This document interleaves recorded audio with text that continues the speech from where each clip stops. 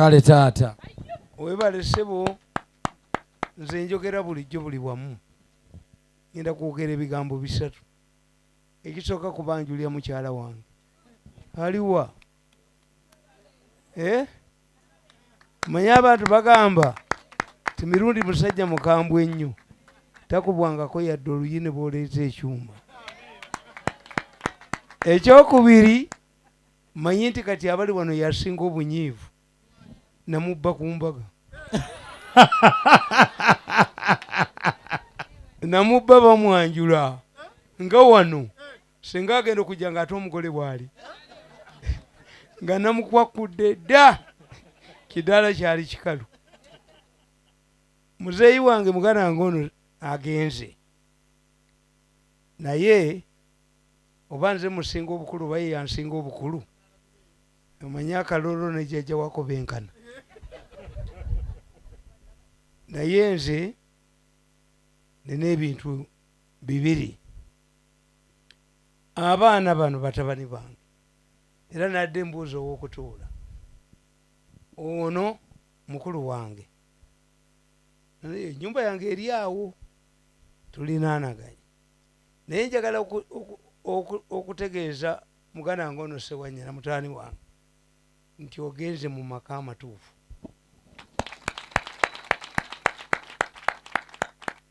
Bwe bikulema biba biremye ggwe. Naye gano amaka maki? Nze mbadde ku kyalo kuno ebbanga ddene siwulirangako kizibu kiri mu famire muno. Bannaddiini nnyo, basomi nnyo, ono mwesigwa nnyo. Okitegedde Ssewanyana?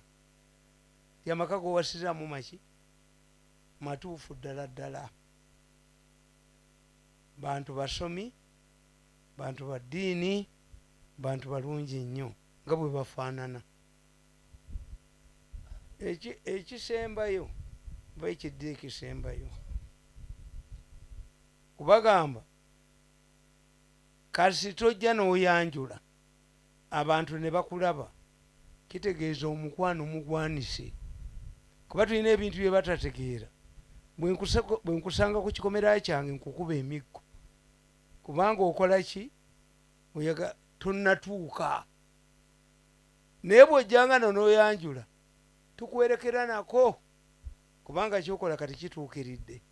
Litwakubanga emiggo ku bikomera ewange balinyawo ku bikomera embooka etokota. Naye bw'ojjanga wano mba muntu mulamu nnyo kubanga otuuse okukola ekintu ekyo. Ate mmwe ne mukyala wo mukitegeere tufuze ba witnesses. Oyo esigo muwala gwe bayanjula ali naani ono? Kati ffenna tufuuse yiso ku ggwe ne ku muwala waffe. Okitegedde ssebo? Maliriza nga mbagamba. Edda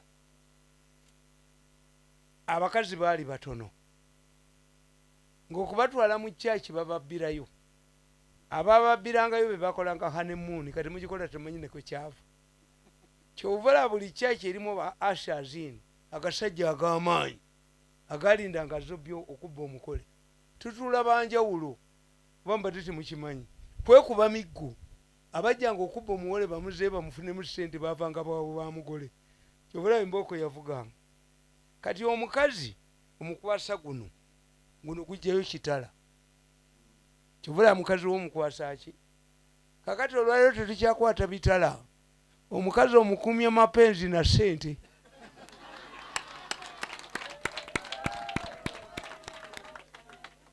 What I'm saying is that in the old days, the bagole, the new-wedded couple, would enter the church with the ushers in. Why? Those who wanted to steal the mugole, the person who steals the mugole from the church is the one who makes the honeymoon. Many people don't understand it. When we are holding a woman, you hold him like this. The other one is to pull a sword. These days, we don't hold the swords. Money, power, mapenzi. Money. You must have money to protect your wife. Obwavu tebukuma amaka. Amaka wonna golaba buzibu buba bwavu. Sabuni yalaze wabamulya batandise omulya. Lwaki bw'obadde olina ssente babadde tebamulya obuba bwaki? It means you have now got an assignment to work for yourself, the wife and your children. Bw'oza omukazi oba n'ozaala abaana ab'ekibaya tebasalako ssente kuba wazadde. Is an additional problem of yours. Abaamata tebagenda kusalako. Ekitegeeza okutta obuvunaanyizibwa kati on addition tokyali ekikomando. Ekyo tekiriiyo. Ewaka walina okubaawo emmere, ensawo erina okuba nga nsanyufu.